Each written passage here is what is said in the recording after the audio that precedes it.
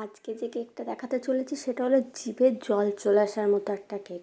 সত্যি যারা মিষ্টি ভালোবাসেন, যারা মিষ্টি নাও ভালোবাসেন, আমার মনে হয় কেকটা দেখে তাদের জিভে জল চলে আসবে। সেটা একটু পরেই বলছি। দেখলেন যে একবার করলাম, তাও কেন আবার দেখাচ্ছি। তো প্রথমটা আমার একটু ভুল হয়ে গেছিলো, তো আমি তারপরে আবার ওটার উপরে ম্যাশ করে আর যেটুকু তুলে দেওয়া যায় একটু তুলে দিয়েছিলাম। তো আমি তারপরে প্যালেট নাইফটা দিয়ে দাগ কেটে নিয়েছিলাম। এবার তার উপরে ক্রিমের ডিজাইনটা করেছিলাম, কারণ আমার ফার্স্টেরটা না আমি বুঝতে পারিনি যে কীভাবে কী করা যায়। আর এই তো বুঝতেই পারছেন, এটা ছিল রসমালাই একটা কেক। কাঁদি থেকে অর্ডারটা দিয়েছিল একটা দিদি। দিদির জন্য যতই কম বলবো, আমার মনে হয় যে কেকের সূত্রে আলাপ হওয়া আমার ভীষণ ভালো লাগে দিদিকে।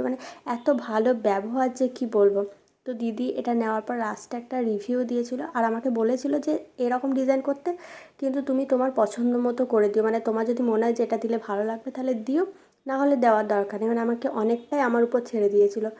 আর লাস্টে দিদিটার রিভিউটাই বললাম, আমি অ্যাড করে দিয়েছি। তো আপনারা বলবেন কার কার জিভে জল চলে এলো এই কেকটা দেখে, আর কার কার রসমালাই ফেভারিট, সেটা অবশ্যই কমেন্ট করে জানাবেন। আর লাস্টে আমি এই চেরিটাও অ্যাড করেছি একটু কালার অ্যাড করার জন্য।